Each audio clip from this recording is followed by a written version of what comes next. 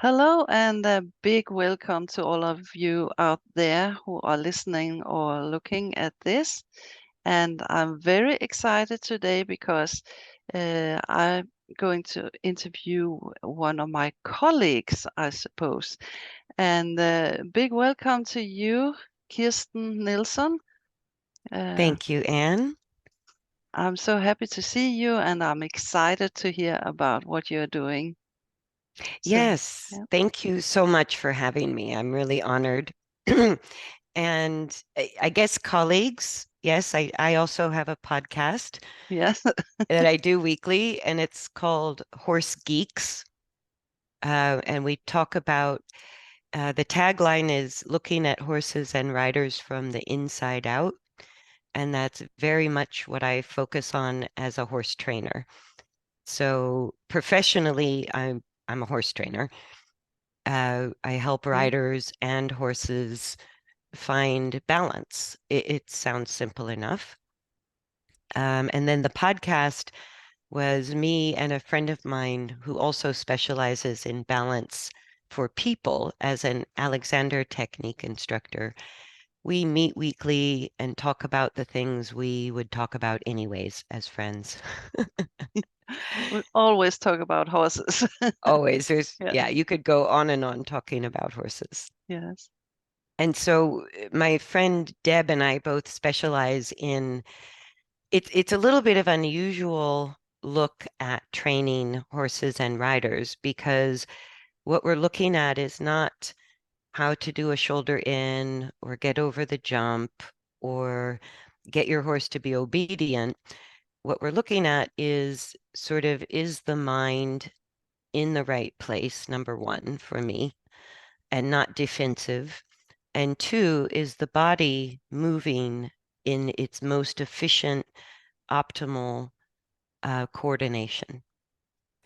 So the training methodology, I call it optimal balance.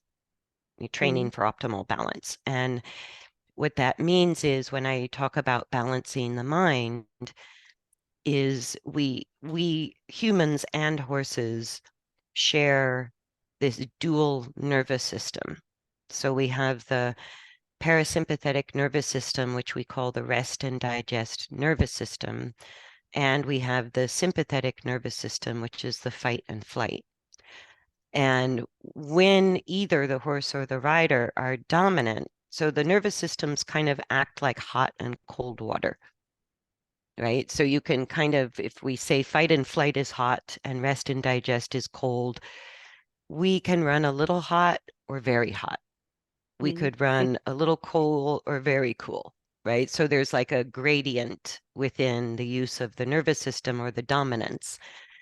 And after years of working with psychology and natural horsemanship, I was like, well, it really just boils down to help the rider and the horse shift nervous system dominance. It's kind of that simple because we're not our best selves and our horses are not their real personality as long as they're in the fight flight nervous system dominance. And I go, there's all your behavioral problems in a nutshell.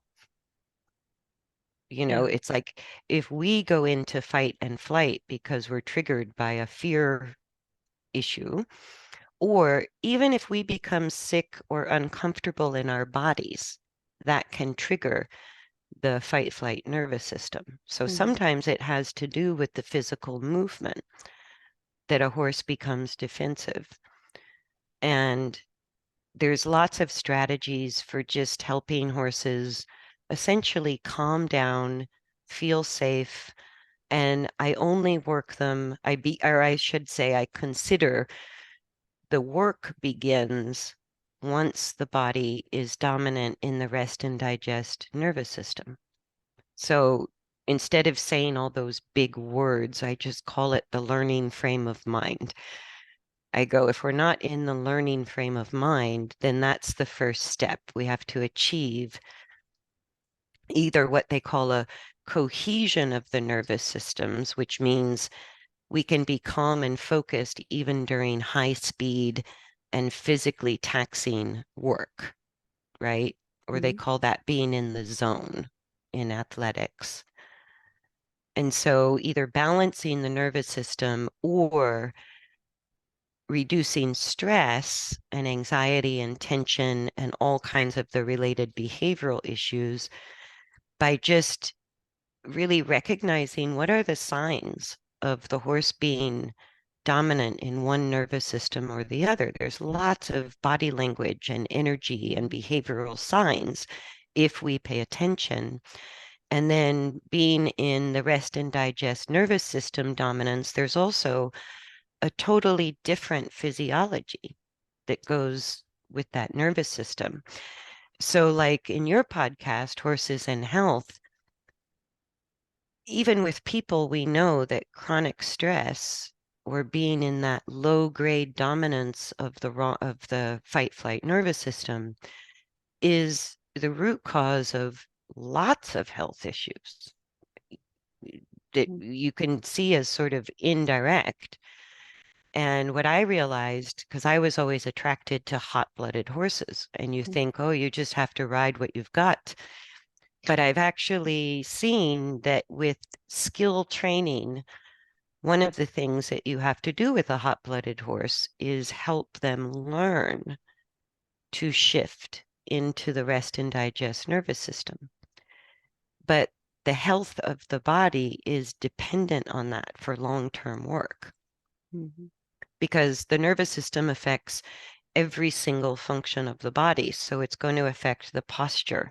It's going to affect the immune system, the digestion, the circulatory system, the whole all systems of the body. It's going to change heart rate. It's going to affect whether or not our horse has ulcers. It's a big deal. And when you look around the horse industry, there's a lot of horses that are performing with anxiety and tension.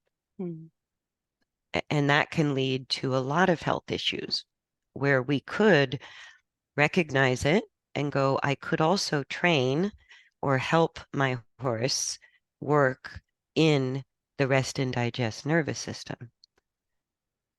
And so what I found was across the board with all, I've done lots of different styles of riding and worked with a lot of different breeds and ages. And I worked with rescue organizations for like 8 years. And the one thing, well, the two things that we all have in common are the instincts. All horses share the same prey animal instincts. So fear triggers are sort of universal for a lot of horses. And humans, we all share the predatory instincts. And then we all have our shared anatomy. So horses, no matter the breed or the age or the conformation, have the inherently the same anatomy. Even gaited horses. I go, we don't need a special vet for a gaited horse. No, You know, that's right. it's the same anatomy. And so the way we coordinate that anatomy in motion can either be dysfunctional, but we don't fall over, so we think we're good, or it can be optimized. It can be the least amount of stress and the most efficient way to coordinate the mechanical body in motion. So I go, okay, first I need the learning frame of mind. Then I need to sort of, through skill development, develop the best movement possible for the body. And that's sort of what dressage was based on. But over time, from when dressage sort of evolved to now, we have a boatload more scientific research that tells us more and more detail about how the body actually, of the horse, actually needs to function, especially around the 4 different functions of the spine, which is really the central part of the body. So that's kind of what I look at as a trainer is, are we in the right nervous system in order to learn and function safely? And then there are 4 different spinal functions that we need to coordinate in motion and optimize. So it sounds complicated. It's not that hard to do. It's pretty simple work, but the understanding of it changes everything. And Mhm. so, whether I'm working with a horse, it's rehabbing from navicular or ring bone or EPM, or a horse that's been really labeled as a dangerous horse. I go, the turnaround rate is better than the industry norm. And that's what I was looking for. So I had to keep boiling it down and boiling it down to what we have in common instead of what is different. Because everybody's looking at, you have this saddle or that saddle. You're a jump Mhm. rider or a dressage rider or a Western rider or an endurance rider. And I kept thinking, because I would dabble in all these different things, I kept thinking, how does the horse know that it's supposed to follow the inside leg or the outside leg? Mhm. Or why do the one trainer tells me you have to have rain contact or it won't work. And Mhm. another trainer says you never need rain contact. Mhm. That's right. It was so confusing. And I Yeah. thought, how would the horse know the difference? Mhm. And they don't. Oh. Like, so a lot of people look at training like a condition response, right? Like Mhm. it's just a matter of operant conditioning or condition response, or whether it's positive or negative reinforcement, it's all about condition response. And I go, no, it's so unique and it's way more dynamic because we have these mechanical structures that are influencing each other when we ride. And that's going to alter the forces of motion. And so I go, if you just kind of look at mechanics and physics, you go, this goes way beyond obedience and condition response and psychology. It's very dynamic between two individuals. And so, how do we optimize the best use of the mind and the best use of the body? And that's what I now specialize in. It's a very narrow niche. Mhm. Yes. Yeah. Any But questions? yes, how do you work? Do you get difficult horses to you, or you have your own horses, or how does this work? I have my own horses, which of Mm. course, one of them, she's now 30 years old, and she was the first horse I ever got like as a foal. And so Mm. this horse has been with me for 30 years. And she was like my most merciless mentor. Yeah. She was always kind and safe to ride and all of that, but very difficult to lift the back and do some performance work that I wanted to do. And she would always let me know I don't have it right. She would Mhm. always tell me. Yeah. And so she really guided me into exploring different ways of achieving the same mechanical balance and self-carriage that we all kind of hold as the ideal. She started to show me I've got to find some alternative ways to get to the same place. And I had to really delve into the research to understand the body and what these different forces that I was encountering during a ride, how she was unseating me, where we were struggling, where she was pulling or pushing, was also directly tied to how she was coordinating her body. And so a horse that's sort of what I would say getting the job done, but on an internal level, not in good balance or dysfunctional use of the body, they're hard to ride. Mm. That's what we know. They're Yeah. bouncy trots, they're bad canters, they're hard to ride. Mm. And we either call it a personality problem or a conformation problem. And I go, no, it's a balance problem. They have bad coordination, so it's a Mm-hmm. rough ride. It's not easy, right? Or I'm sure you've been told this is a man's horse, which means he's Yeah. very heavy. Mm. Yeah. Yeah. And I go, that's ridiculous. Every Mm. horse has the capacity to carry themselves. Mm. So That's even a true. big, heavy-bodied draft is not heavy to a small rider No. when they carry themselves, Mm-hmm. right? So that goal of self-carriage and what we call collection, right, which is just the engagement of the horse and the upward flexion of the spine, the engagement of the pelvis and the hindquarters. That goal is kind of the same for all horses and riders, but there's about 2,000 different theories on how to get there. And it's very confusing. Yeah. And so I wanted to know what specifically happens when we do that. What are we talking about Mm. on a mechanical level? How do I know when my horse is getting there or not getting there? And my real driving motivation was if we don't get it right for the horse, even with our love of the horse and the best of intentions, we're making life hard or uncomfortable or Mm. painful for our horses. Yeah. So it was very important to me. And it's been 25 years as a professional trainer trying to really understand this. It's not a quick understanding. No. And I had to really go outside of a lot of traditional training to find the information I was looking for. Mm-hmm.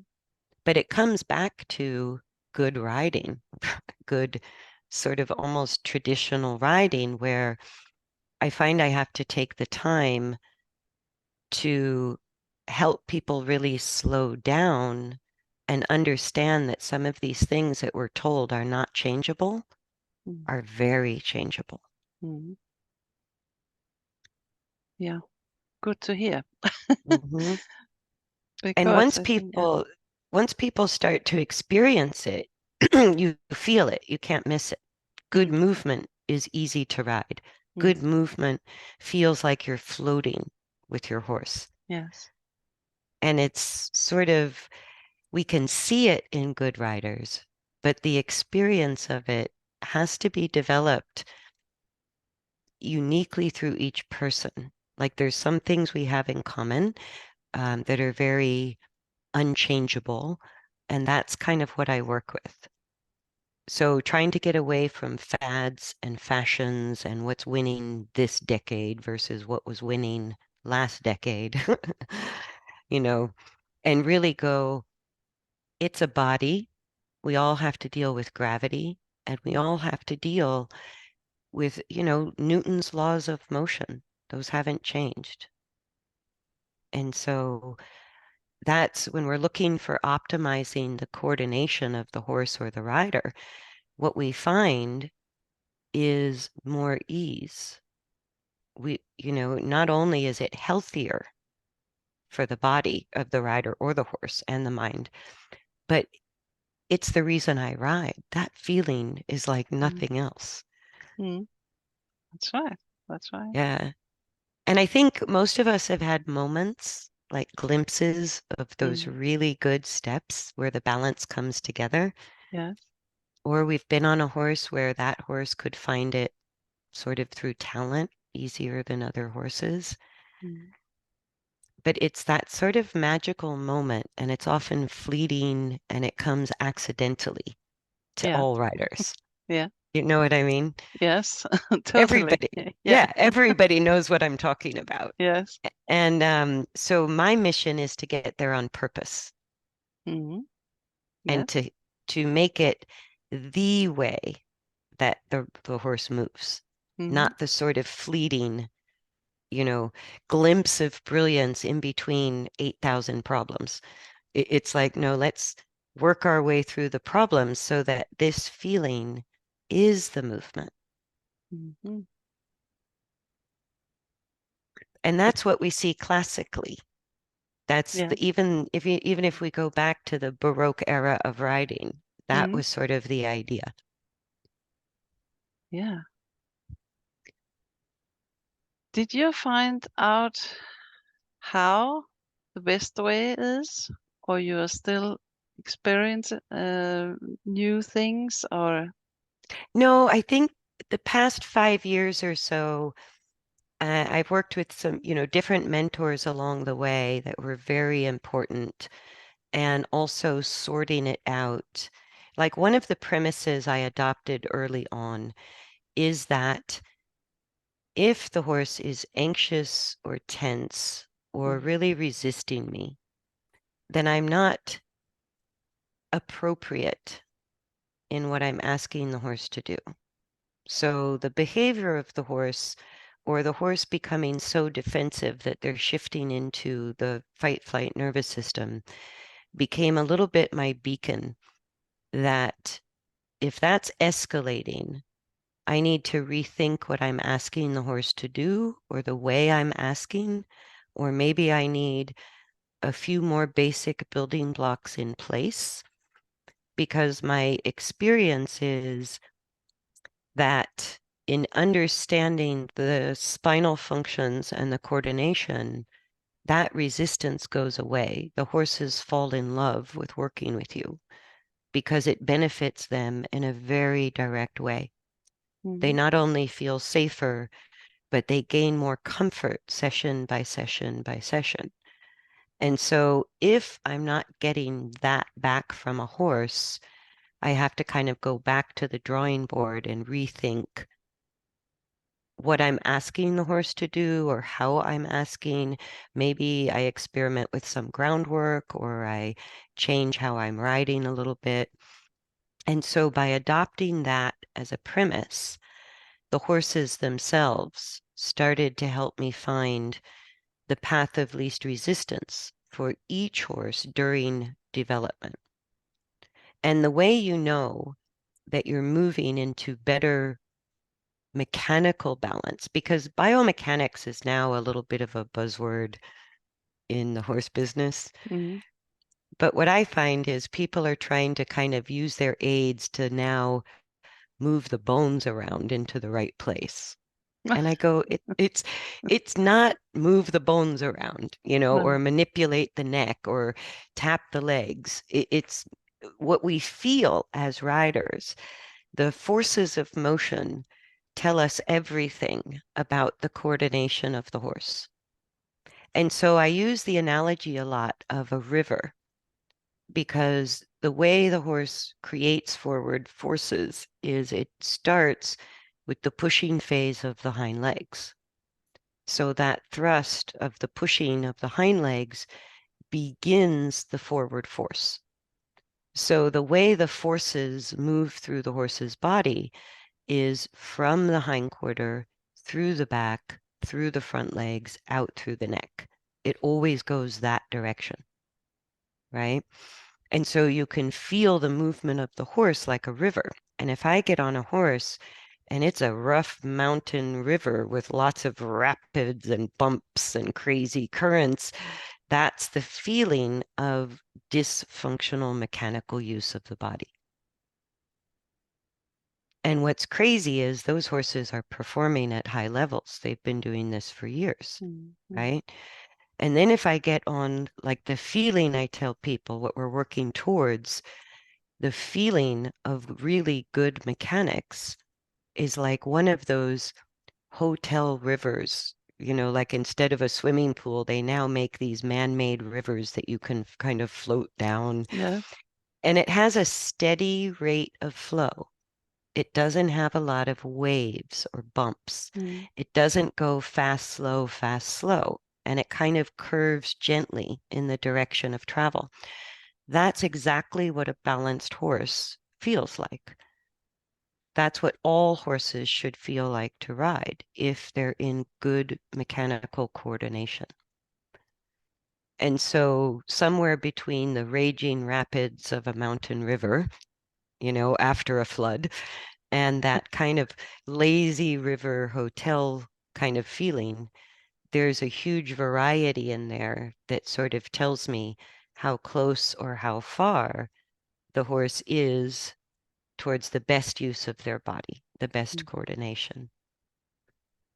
And then instead of thinking, because if you think about the old idea of drive the horse forward into the bit, Yeah. like you had mentioned, even the double Mm. bridle is a Yes. lot of leverage. Yes.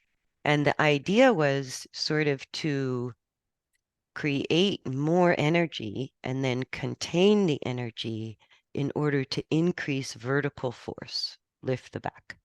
Mm.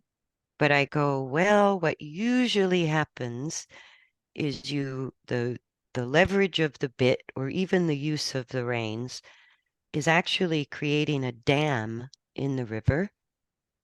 And what usually happens is not an elevation of the river, it just splashes out the side. Mm. And so a lot of horses that have been trained, including one of mine that was trained in dressage with that idea, he had no control over the flow of the river. And it's like we're trying to pull the energy of the horse backwards with the bit. Mm. Yes. And so what happens is we actually create two specific problems in the spine. We get excessive lateral bending of the spine Mm. or an invisible lateral bend that we can't see, but we can feel. And we call them left-handed horses, right-handed horses. We even Mm. have a term for it. Mm. But that's a horse with a chronic lateral bending of the spine. They're stuck, so they can't really perform, right? Wow. And then there's another function of the spine that's probably the least understood, but it's a big problem, and that's called rotation. And so in the human spine, rotation is a twisting motion left to right, Mm. as opposed to a side bending motion, Yes. right? So in a horse, with the horse's body is more horizontal to the ground, that twisting motion of the spine can be excessive. It can be stuck to one side. It can go back and forth and be unstable. And what happens is the barrel of the horse is rolling. So we don't really perceive it as a twist from our perspective. We think they're just rolling or pushing the barrel. Mm. So a lot of times we talk about getting the horse off of our inside leg and the ribs and the shoulders. But I go, if you follow the ribs up, the director of the ribs and the shoulders is the thoracic spine. So if the thoracic spine has too much twisting action or an asymmetrical twist as a habit, then you have all kinds of problems, right? Because that's going to change the concussive forces through the limbs, and it's going to alter how they can use their head and neck or their back. And it's maybe going to push the back down and make lifting the back more difficult, right? So rotation, the best research on the function of rotation in horses' spines was 1999. Jean-Marie Demois, French researcher, did a whole research paper on just that. Very interesting. And that's why I call it horse geeks, because we geek out on the detail of research and that kind of thing. But it is so important to know these things. It Mm. affects everything we do with our horse. Yes. Yes. And so the spinal functions, like we even have a name for it scientifically, whether it's the horse or the human, the skull and the spine and the rib cage are called the axial skeleton.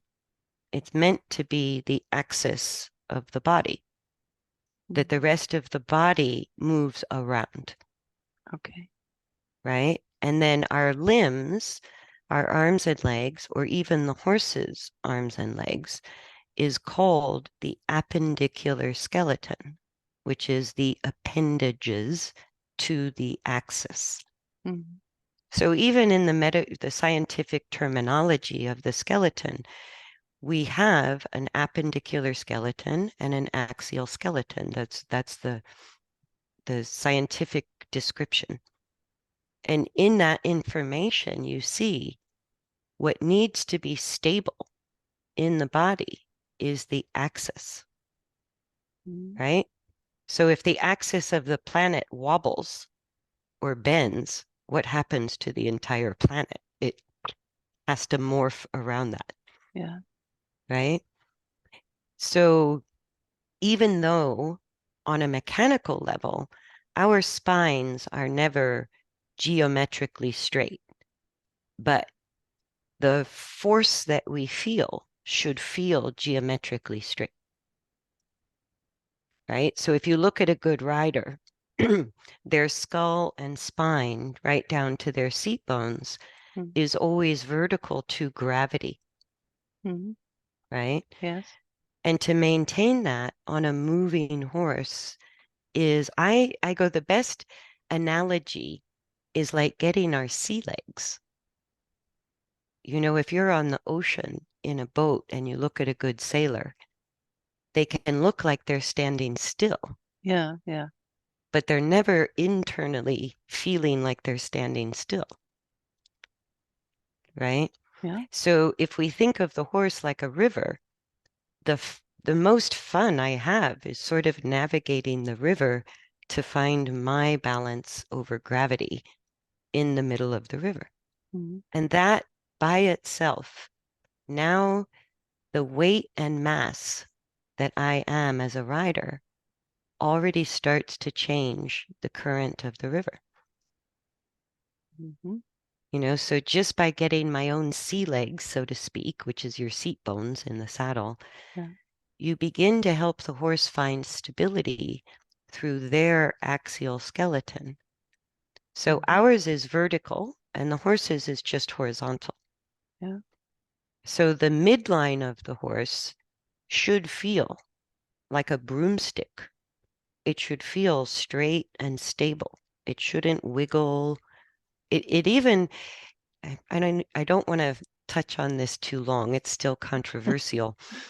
But even on a circle or a turn, the updated information we have scientifically says we really shouldn't feel the inside of the horse bend on the shape of the circle. Mm-hmm. But that's still the most prevalent instruction out there, Yeah. that the horse should sort of curve, the midline of the horse should bend to the shape of the turn or the circle. Mm-hmm. Well, I go, okay, that's what we believed scientifically in 1930. You know, almost 100 years later, we have new information. Yeah. And that's not the best function of the spine. So, like, just reducing the feeling of wiggle or curve through the horse's midline improves the balance immediately, improves the coordination of the horse immediately. Or to, and it's more specific, I can't get into it here, but how we use our body to stabilize the rotation function. We Mm-hmm. do that very effectively as riders. Mm-hmm. And if we don't know about it, it's the rotation aspect is why the saddle keeps slipping to one side. It's why you look at a rider from behind and they think they're straight and one rib cage is bent or one leg is shorter or Mm-hmm. they have we don't feel it because the human brain can make anything normal. This very Yeah. powerful human brain, we can be completely crooked and think we're straight. Okay. But if you take some video of yourself riding, you know, from straight to the Mm-hmm. camera and straight away, or a side view, you start to see what you're doing that is not straight, Mm-hmm. right? Because when a horse is crooked, it easily makes the rider crooked, but we're not always aware of it. And so that's why I said a lot of my work involves slowing things down to help people adjust from what is normal, which our nervous system has now adopted as a habit, into what is actually authentically correct with what we, how we could function, how we could balance. And it's kind of a tricky process because the brain is very powerful to make anything feel normal. Mm-hmm. And horses are actually a little quicker because they're just not so complicated. So when you work to sort of help the horse find more stability through the midline, less twisting, less bending, the horses really like it and they respond to that pretty quickly because they recognize faster than the human that it's easier. Okay. And sometimes Yeah. you have some tight muscles to work through or some weak muscles or Mm-hmm. things like that. And the really exciting part to me was in working with horses that had lameness issues, the coordination of the body is the same whether you're going slow or fast. Mm-hmm. So I could work with a horse for a year or more at the walk and completely change the trot and the canter without ever working on the trot or the canter. Mm-hmm. Because it doesn't matter how fast or slow I go, I'm still right-handed. Yeah, that's right. Mm-hmm. And so if right-handed is making me lame and I have to learn to use my left side just as well, I don't have to do that at high speed. I can No. do that slowly. Mm-hmm. Yeah. So I never had to put the horses under stress to change the balance. Yeah. How can do you ride them yourself, or you have students? Can you see it, or you feel it only when you sit on the horse? What's interesting is all humans can feel it much faster than the human eye can see it. Mm-hmm. So after 25 years, I can see it, Yeah. but that was a lot of hours of looking. Yes. And I think as riders, we're trying to see balance, but Mm-hmm. balance is something that we can feel a whole lot faster than we can see. That's why Mm-hmm. I kind of use the river analogy, because whatever bumps and waves and changes of current we're feeling, we can just say it's not ideal function. Even if the horse is still getting over the jump or doing the test, Mm-hmm. there's small repetitive wear and tear from the dysfunction that can lead to either lameness issues and or behavioral problems, right? Yeah. So, and it happens over time. So it's usually for humans, we don't recognize our little issues until we are over 50. Mm-hmm. And then we start to have the aches and pains, and we think, oh, I'm Yes. just getting old, Mm-hmm. Yeah. right? But some of the Alexander technique instructors I worked with were in their 70s and 80s, and they move like a teenager. I go, Mm-hmm. so I saw this isn't our lot in life. We could change it.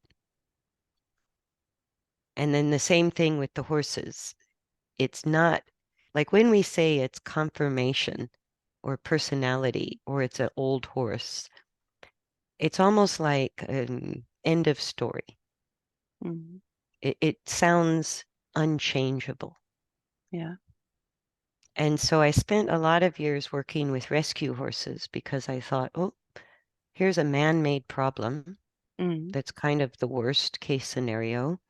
And so I tested for years a lot of my theories there. And when it would work for them, it would also work just as well for the healthy horses. And so it was sort of a laboratory of sorts to test out theories and strategies and ideas. And what was shocking to people was the turnaround rate of the older horses, Mm-hmm. the rescued, the chronically lame horses. Yes. And it's like watching, even in my own learning curve, my horse, who's now 30, she looked better at 20 than she did at 12. Oh, wow. Yeah. And that's not a normal thing for us to even expect. No. Yeah. Or I have a horse here now that her rider was a little bit afraid of her, and she thought she was 20. Turns out she's 22. And just in the 6 months that she's been here, she looks younger and younger and younger, not older and older, because she's remuscling, right? Okay. So the use of the spine dictates the coordination of the entire skeleton in motion, right? Because it's the axis of the body. So it dictates the placement and the use of the limbs. And then the way the skeleton functions in motion also dictates which muscles are overused, underused, used correctly. So, like muscle tightness, muscle atrophy, poor muscling, all of that tells you that there's not an optimization of the coordination, Mm. right? So, when you change the coordination, you're also changing the muscle development. And Yeah. that's what makes the horses look younger in the work. Mm. Is the hindquarters are rounding out. The back muscles are coming back. The Mm. neck is releasing tension and looking longer rather than shorter. And so it gives the appearance of youth, right? And I found the worse the balance was, like my favorite clients and most of my clients, they come as a last resort. Yeah. And now they're willing to change how they ride and how they train. Mm. Because that's really what's required is to rethink how we ride and how we train. And so once somebody who loves their horse has a big problem, then they're Mm. open to that. Yeah.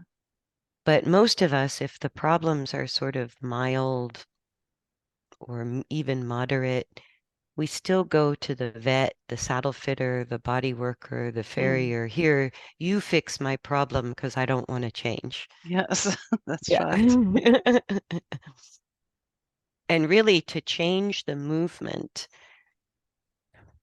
we almost have to, and this is true even besides what I specialize in. We learn as riders that the way we're trained at the lower level, we completely throw out the window to get to the upper level. Mm. It's a very different way of riding when you're at the upper levels of riding compared to how we're all trained at the lower level. Yes. And that's what I find too. So I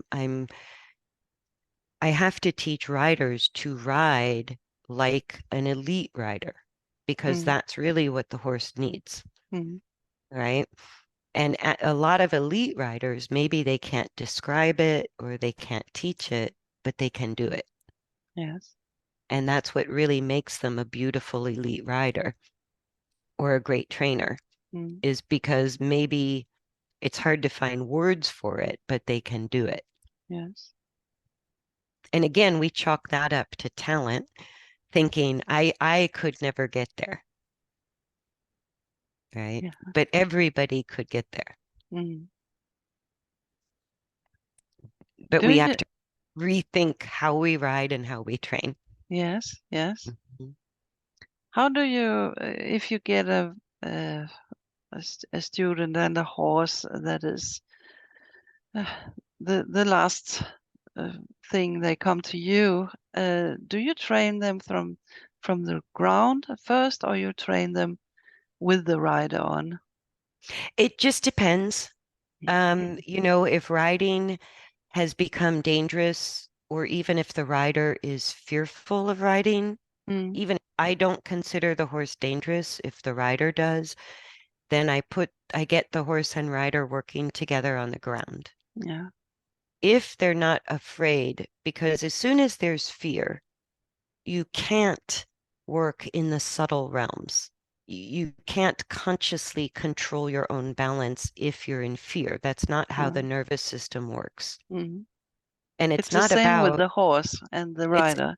Yeah. absolutely the Mm. same, no matter which one we're talking about. Yes. So we're all told to don't let the horse know you're afraid.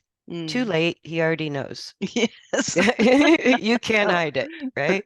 I always And say that when yeah, you come to the stable, the horses, they know. Yeah. they know. Mm, Yes, because the language of the horse is nonverbal. So mm, they know. yeah. We can't hide it. And we're told in the horse riding, push through it, show them who's boss, Mm, take it, mm, go oh, towards what you're afraid of.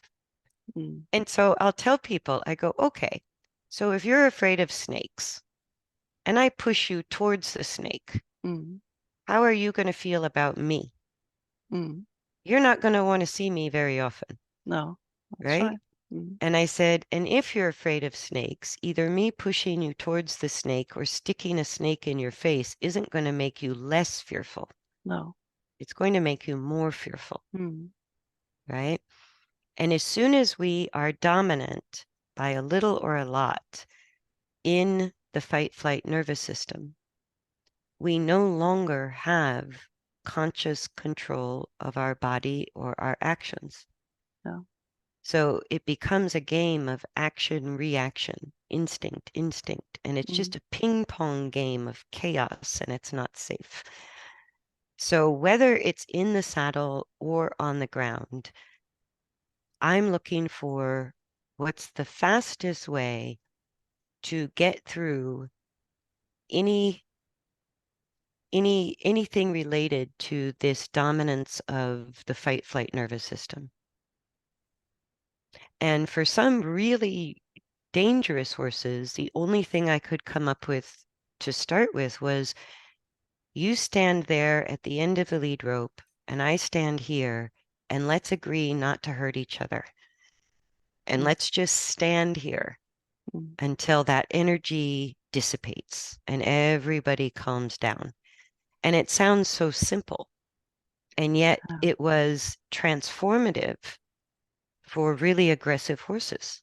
Mm, It was like nobody just took the time to say, we can be connected, but we can connect at a distance. We don't have to be sort of aggravating and manipulating each other all the time, mm, right?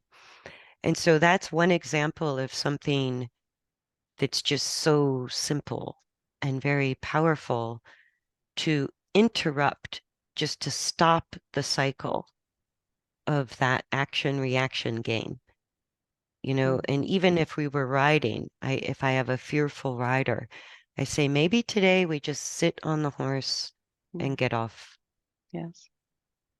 and we Mm. all have to be honest about our own, I call it the butterfly meter. The Yes. more, the Yes. more Mm, butterflies, mm, the more you need to not push forward, mm. right? The fewer the butterflies, the more you can do. The Yes. greater as the butterflies increase in number or activity, Yeah. you need to pause or make it simpler or Mm. even retreat for a minute, Yes. and Mm, that's also based on research in human psychology, mm. but as riders, it's like, cowboy up, get her Mm. done, Yeah. push through it. And it just works against the authentic development of the Mm. rider and the horse to have to work while we're afraid. Mm. And that's not to say I love a fast horse. Like I like excitement. Yes. I love roller coasters. That's my thing. But I go, it doesn't create fear, so it's fine. Mm. Because excitement and fear are very different, but they can be cousins, Yes. Yes. you That's know? right. Mm.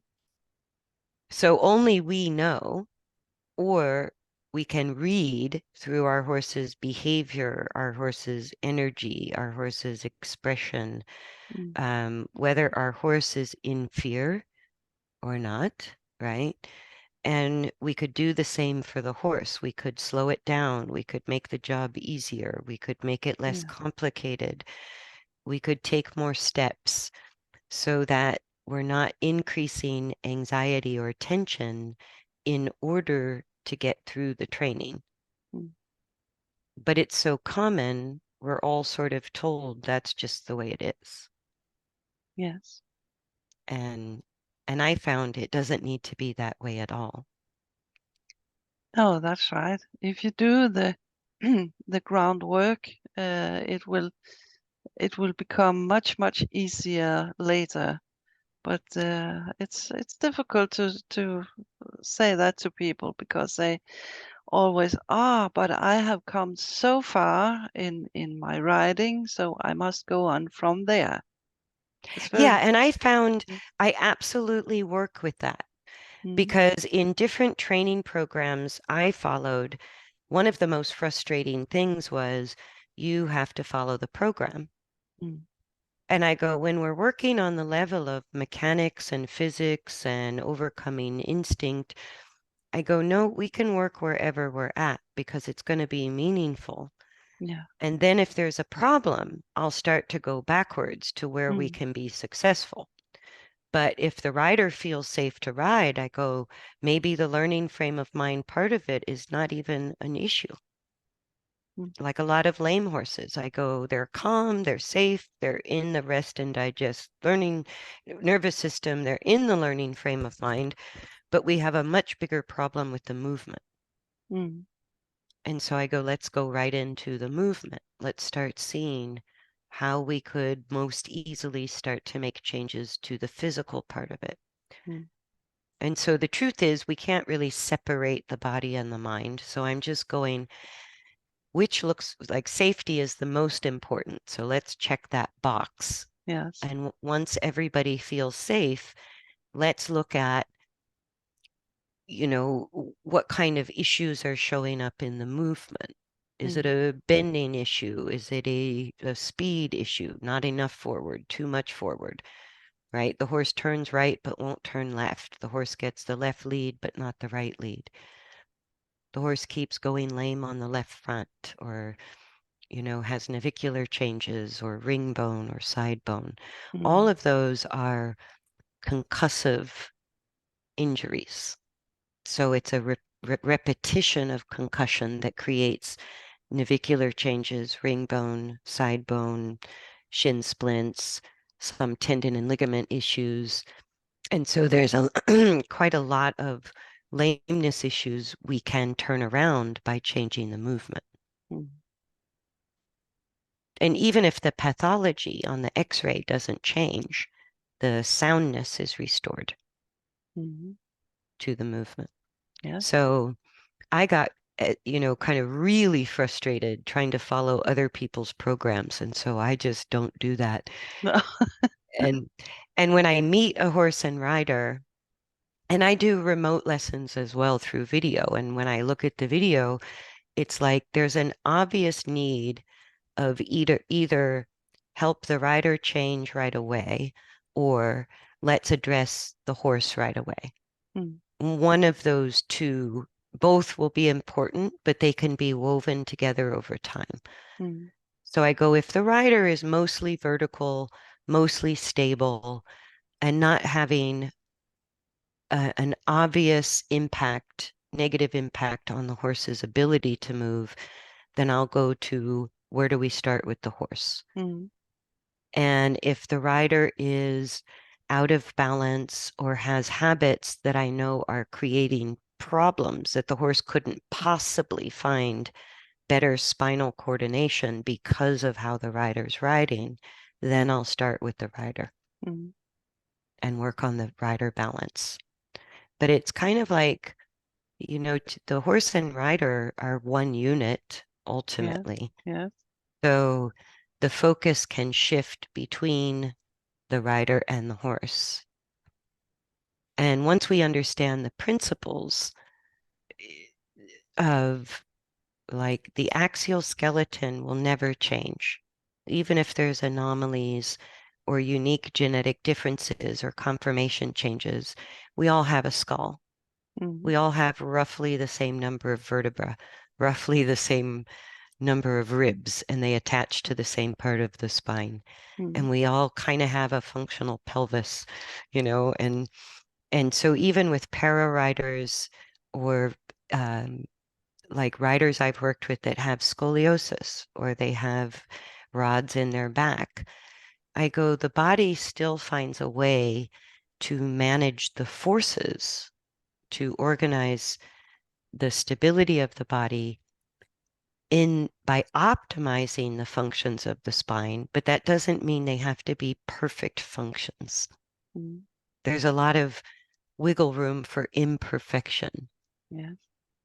because like a sailor getting his sea legs, you can have a one-legged sailor that can balance on a boat, Yes. you, That's you right. know, Yeah. because it's more about organizing the skull and the spine vertical to gravity. Mm.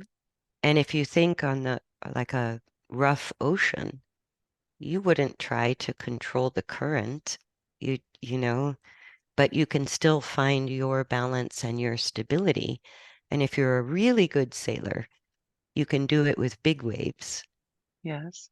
And if you've never been on a boat before, just like people who are new to a horse, you start grabbing something with your hands Mm. and you start stiffening every muscle and it Yes. doesn't help, Mm. you know? So it's kind of learning that coordination over a moving force.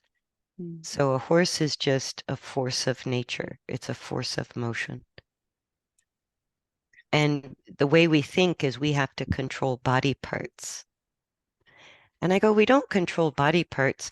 We really channel. We channel the movement. We make, just like we could make a culvert for the river, right? We could channel the river, but we don't really want to go against the river. Like even to slow a horse down, it's more of how we filter the forward push rather Mm. than going against the forward push, Mm. right? So I will tell people it's like a use of your body where you're casting a net across the river. So you're going to slow the river down, you're going to slow the rate of flow, but you never go against the direction of the current. No. Yeah. And so that's not hard for people to grasp. That's why Mm. I say to understand it, it sounds so complicated because it is complicated. Yeah. But to actually do it is not that difficult. It's not that hard, but it is precise. Mm. It's really precise. Yeah. Wow. A lot of information, and Yeah. time is running. Yes. Yeah. Yes. It's very, very interesting, and as you said, you get to know your body and the horse's body. It's very important. Yes. So, Because yeah. really the horse generates forces of motion and so do we.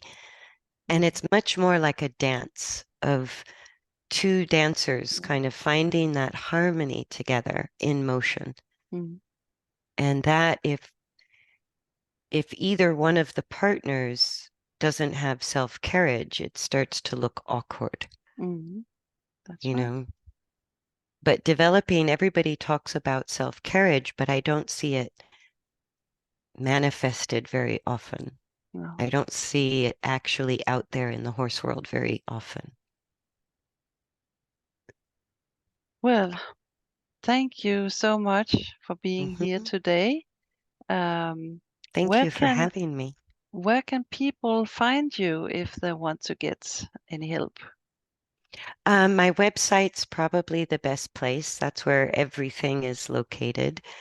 And it's kirstennelsen.com, which I'll spell out, but it's also wexfordfarm.com because Kirsten Nelsen is always misspelled.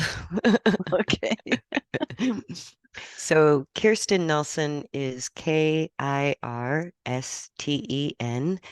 and Nelsen is Nelsen instead of On, just to make it that much worse.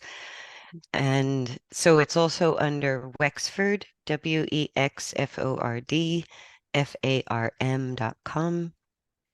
I do have a YouTube channel under my name, and the podcast Horse Geeks is on lots of different podcast platforms.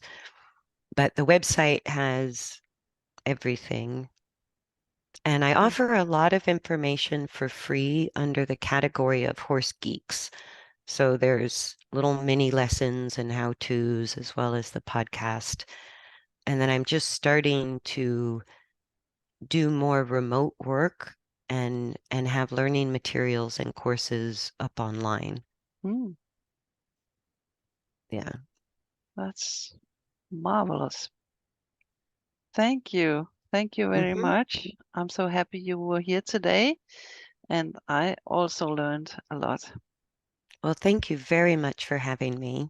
And like I said, I kind of yacked along quite a bit, but I get really excited about the information and the turnaround that I see in horses and riders that we're told is not possible.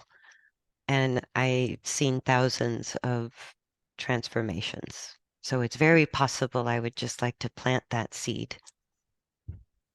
Yeah, that's fantastic. Hmm. So thank you very much, and thank you to all of you out there who had listened or looked at this. And please subscribe so we can carry on with these podcasts. So thanks a lot for today, and see you later. Thanks, Bye bye. everybody.